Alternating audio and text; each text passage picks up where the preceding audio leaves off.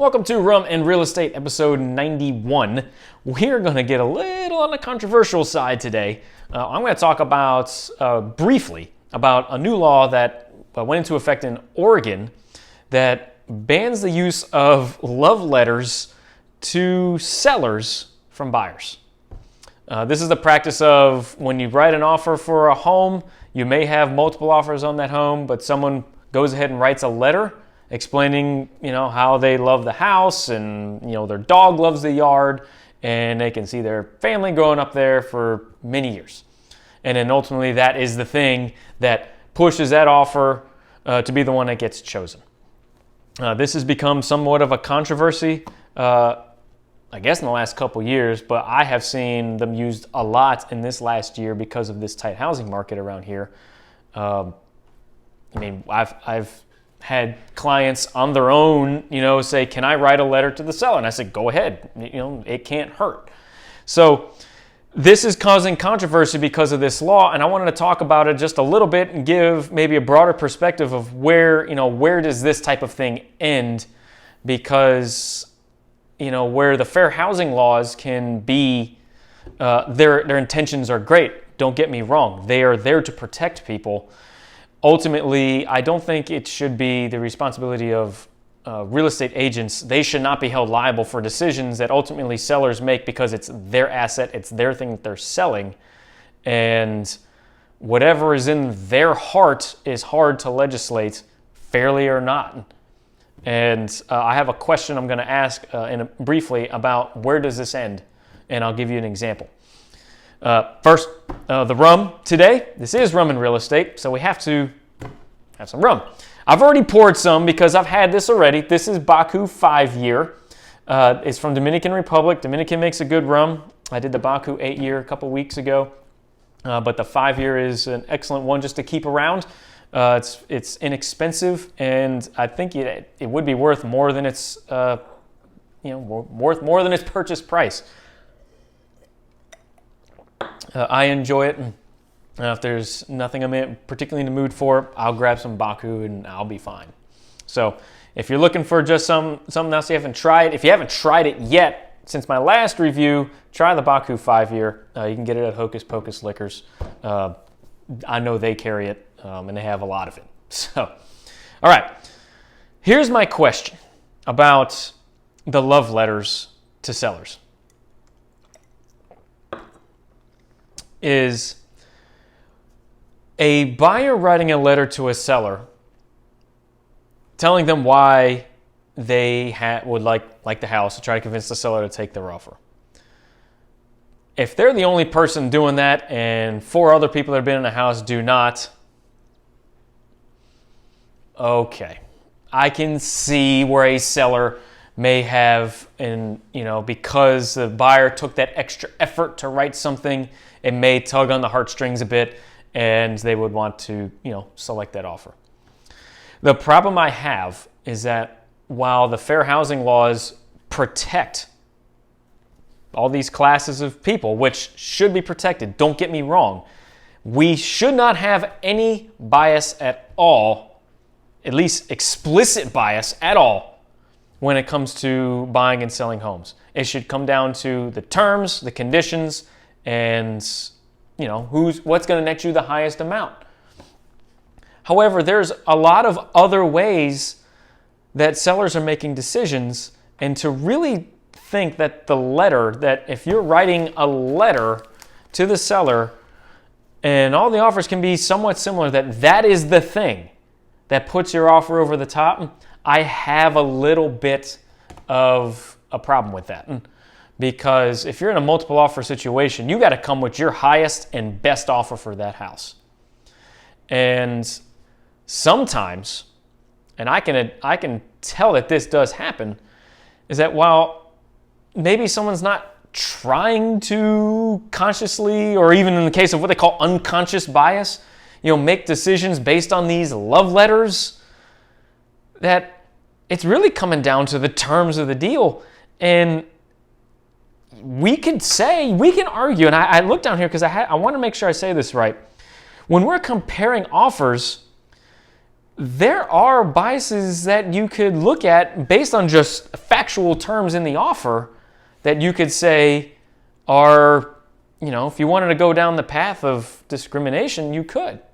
For example, you can have 3 offers. One is conventional financing. One is RD, 100% financing.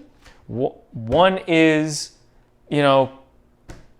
FHA, 3.5% down financing. So you can look at all those offers and you could, according to what's considered unconscious bias, make a decision about the people that are presenting these offers based on the financing they have. And remember, the type of financing you're going to get for the house is in the purchase agreement. You have to write that in there. So if I have someone that's going to put 20% down, if I have someone that's going to put nothing down, and I have someone that's going to put 3.5% down, you're going to make that judgment. Even if all the offers are the same, the judgment becomes this person, because they're putting more money down, I'm going to go with them.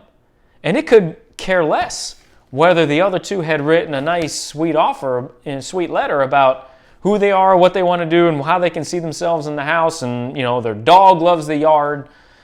These are things people write in their letters, by the way. Are we not doing a disservice, or are we making judgments, preconceived or not, based on the type of financing people are using to buy these houses?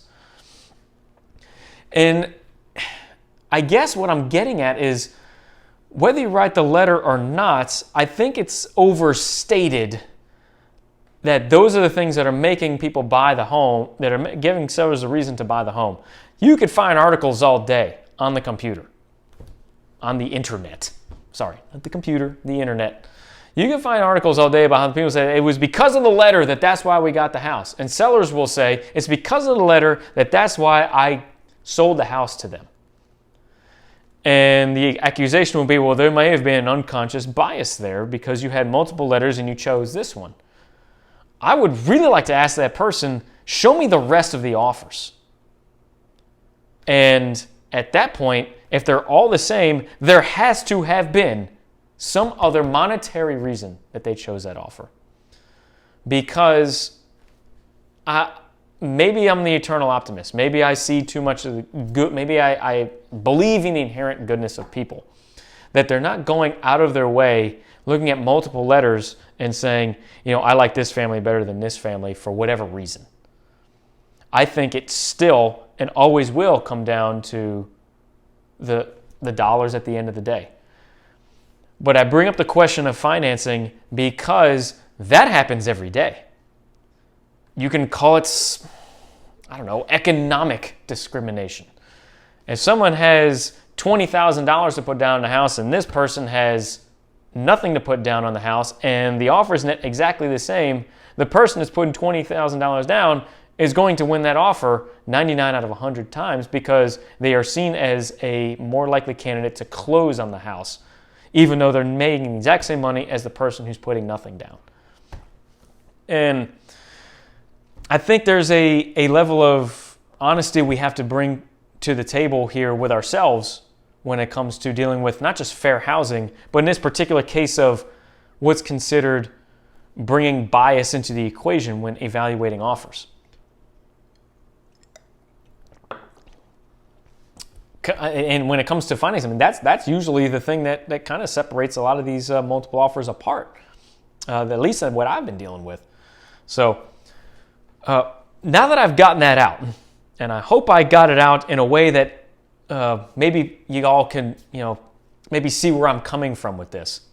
Where do you fall on the love letter situation? Are you in favor of the idea of buyers writing love letters to sellers? Sellers, do you find that they can and may influence your decision? And have you been in a situation where you've had multiple offers and it just came down to the financing of the house, of the offers anyway? Because these are things I think it's not just one thing, and eliminating, this is still not going to prevent, I think, the ultimate spirit of what they're trying to do. So that's all I have. Please leave your comments below. I appreciate you listening to me bring this up, and let me know if I may be off base. I can certainly, certainly like to create a conversation around this issue, because I think it's not going to go away. I think other states may find a way to make laws about this as well. So thank you for listening. I appreciate it. Today's rum was Baku 5 year, and I will see y'all next week.